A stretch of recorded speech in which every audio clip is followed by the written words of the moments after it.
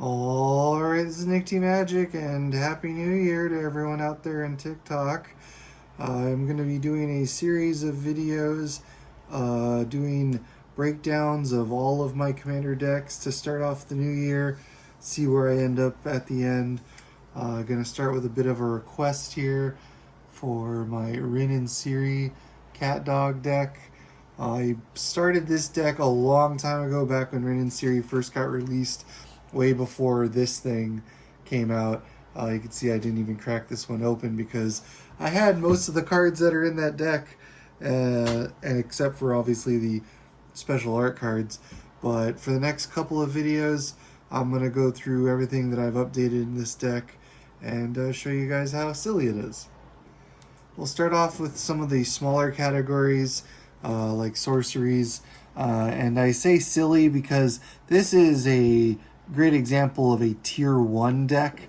A lot of these cards are intentionally not as strong as they could be, like having this Commune with Nature to start off with. There is a wolf on this art, but the idea of like having cards that are specific to cats and dogs or silly things is definitely a theme. There's a lot of whimsy. I did throw in one good removal spell here, because if you can keep Rin and Seri out and then kind of wipe the board, and then I can replay all my cats and dogs and get all those triggers, is pretty nice. On to the next category. So on to the instances. Again, this is a fairly powerful card, but also a Johnny definitely makes it playable in this deck. I cracked open the dog secret lair, and that's the only reason this card is in here, because that dog is absolutely adorable. I do love, this is 2 mice in this artwork. The card is usable and you know, something you'd want to play, but the idea of like the cats chasing mice and stuff is real cute.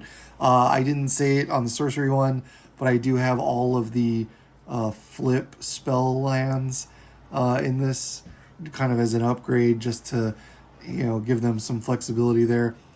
Sword and Path, just because I have white. I couldn't really find any arts that made better sense, but those work. Adon's Truce, kind of like Heroic Intervention. Do love the art. It's a bird, not cat dog, but, and then Tameo's Safekeeping again to protect Rin and Seri. On to enchantments and planeswalkers. I put these ones together because there's only one planeswalker. You'll see who that is in a second. And oh boy, this Descendant's Path had to go in this deck for that artwork alone. So same thing with this Felidar Retreat. Of course, it makes cats. Primal Vigor, it's a token deck, and Doubling Season is kind of a little OP. Also, there's a bit of a sub-theme of +1/+1s though, so that actually is playable. This is absolutely here just because it's a CatDog deck. Of course you're going to put 9 lives in here. There's no rhyme or reason to it beyond that. It's not really even that great of an enchantment. In Search of Greatness is kind of one of my pet cards. I always want this to work. I always want to put this in decks. It's also kind of a cool birthing pod-esque type ability, but also I love the little guy.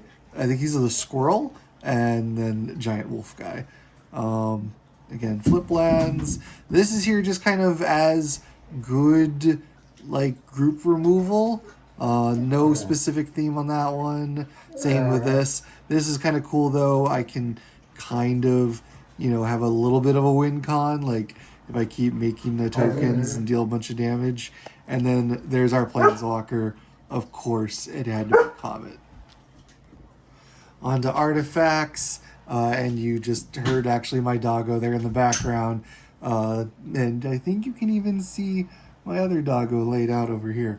But yeah, so again, this is kind of a adorable card with a giant doggo on it that kind of just made it into the deck because of what it is. This one, of course, it's all about the cat dog tokens, so that one made it in. Again, like I said, I cracked open that dog secret lair and got the dog chewing up the lightning greaves, and that's just adorable. This one is here to, again, kind of just give me some kind of win con, because the Rin and Seri trigger on if you cast a dog or a cat spell, but if I make all of them both, then I get both triggers, which is fun. And then these are kind of just, you have to have a Soul Ring, an Arcane Signet, Chromatic Lantern, and this is here for land fixing, because I can just slap this onto any cat and or dog token and go fetch basics. Next, on to the lands. The lands are basically just whatever red, green, and white I could put together. Like, I was able to get my hands on one of the Secret Lair, Dog, Mountain, and Plains, just to kind of put them in there. This one especially, like, because there's a Johnny. I don't have the Force one with all the cats on it yet, so we're working on that. Of course, you're going to run an Animal Sanctuary, only for the cat and dog, obviously, but it's an absolute must-add.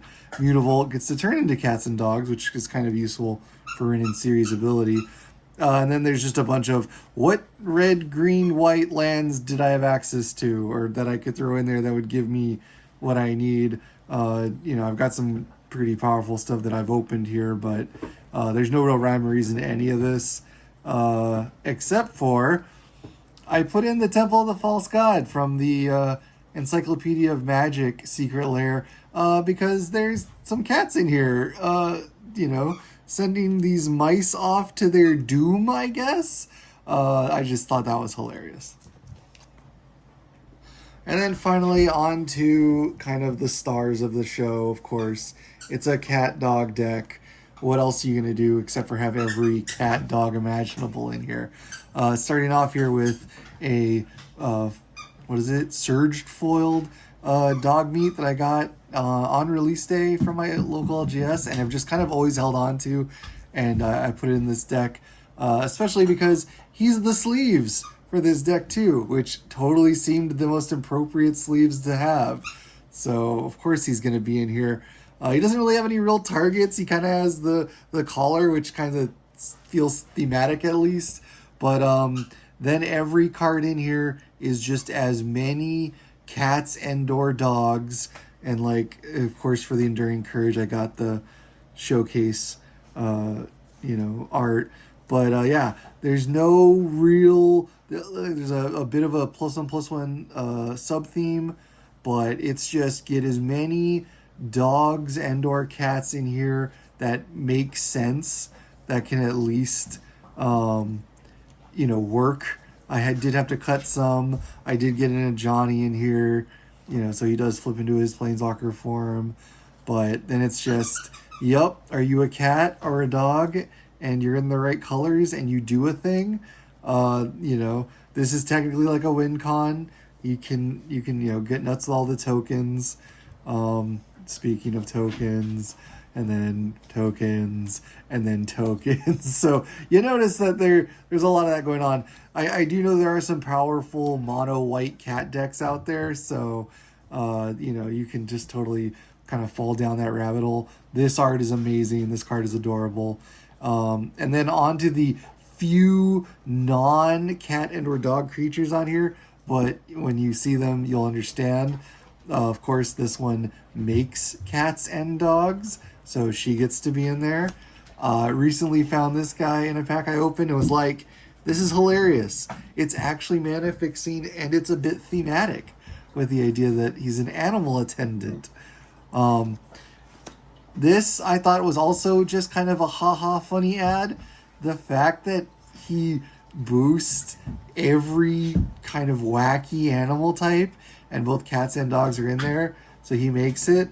And then the one kind of spiky card that I have in here, they're not cats or dogs. There are horses on here, though. And with all those tokens, it's kind of White's answer to Craterhoof. And so if I just need to end the game, I can maybe go drop this card and just go, GG's. So that's all the cards for my Rin and Seri deck. All right, this is Nick T Magic signing off.